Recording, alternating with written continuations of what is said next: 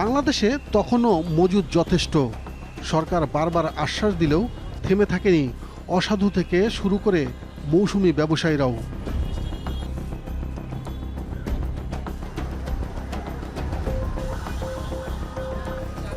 প্রতিযোগিতায় পিছিয়ে ছিল না সাধারণ ভোক্তারাও।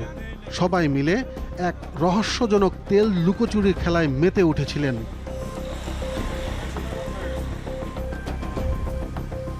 ৯ এপ্রিল ২০২৬, নারায়ণগঞ্জ জেলার রূপগঞ্জ উপজেলা। রূপগঞ্জের গোদনাইল থেকে ৩০০ ফিট পর্যন্ত এইসব দোকানের লাইসেন্স না থাকলেও প্রকাশ্যে দেদারসে তেল বিক্রি করছে তারা। আমাদের কাছে তথ্য আছে, পদ্মার ৭২,০০০ লিটার তেলও এসব খোলা বাজারে বিক্রি করে দেওয়া হয়। তখন জেট ফুয়েলের লিটার ছিল ১০০ টাকা করে।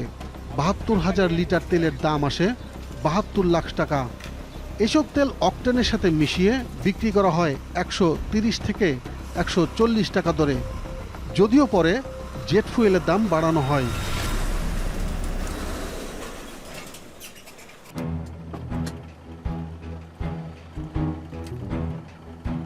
এবার রাস্তার পাশে দাঁড়ানো একটি ট্রাক দেখে আমাদের সন্দেহ হয়। এটা কি করতেছেন ভাই? তেল? এরকম খোলা তেল কই পাইলেন? কোত্থেকে? কোন তেলের দোকান? তার মানে এখন দৃশ্যপট পাল্টে গেছে।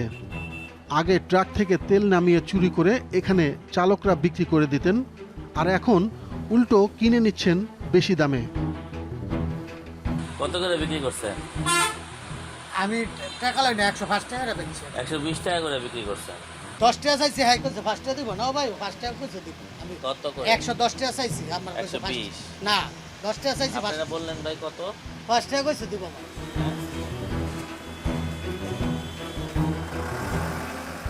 অথচ ট্রাক চালক ও তার সহকারী বলছেন ভিন্ন কথা। কত করে নিছে এরা? ১২০ টাকা। ১২০। এখন আমার তো লাগবে, আমার তো জায়গা মানে কোথাও লাগবে। তার মানে এই দোকানদার তেল মজুত করে বেশি দামে বিক্রি করেছেন।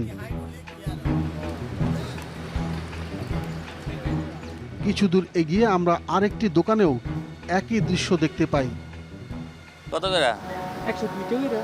১২০ টাকা করে আমি সবার কাছে শুনতেছি। না, আপনি কত করে বিক্রি করছেন? ১০২ টাকা। কত করে নিছে বলো তো? ১০২ টাকা দিচ্ছি, ওনারা ২০ টাকা করে বলছিল, মানে পরে ২ টাকা করে নিচ্ছি। এখানেও তারা বেশি দামে তেল বিক্রির বিষয়টি অস্বীকার করছেন। যদিও তারা আমাদের জানান সামনে এক দোকানে তেল বিক্রি হচ্ছে।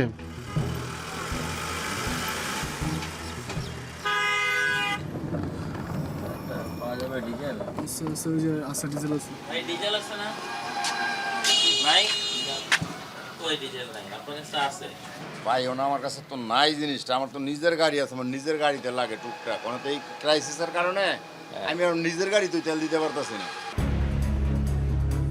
আমরা এখানে তথ্য সংগ্রহ করতে থাকলে একজন নাম পরিচয় গোপন রেখে আমাদের একটা খবর দেন। বলেন দড়িকান্দা এলাকায় এক বাড়িতে বিপুল পরিমাণ তেল মজুত করে রাখা আছে।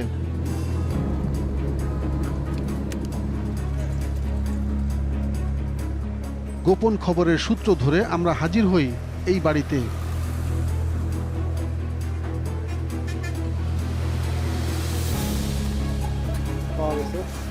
এখানে পাওয়া গেল ৬টি ড্রামে প্রায় ৩০০ লিটার ডিজেল। আমাদের জানতে হবে কে মজুত করেছে এই ডিজেল।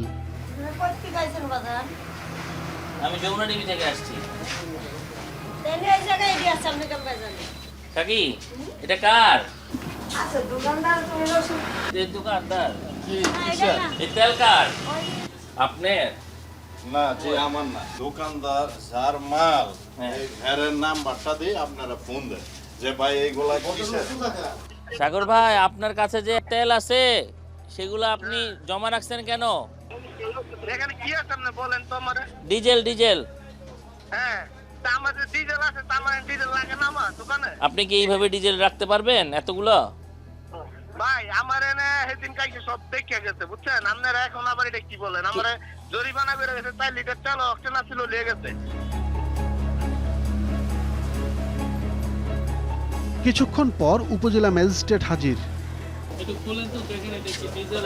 হ্যাঁ খোলেন। ডিজেল নাকের কাছে নিতে হয়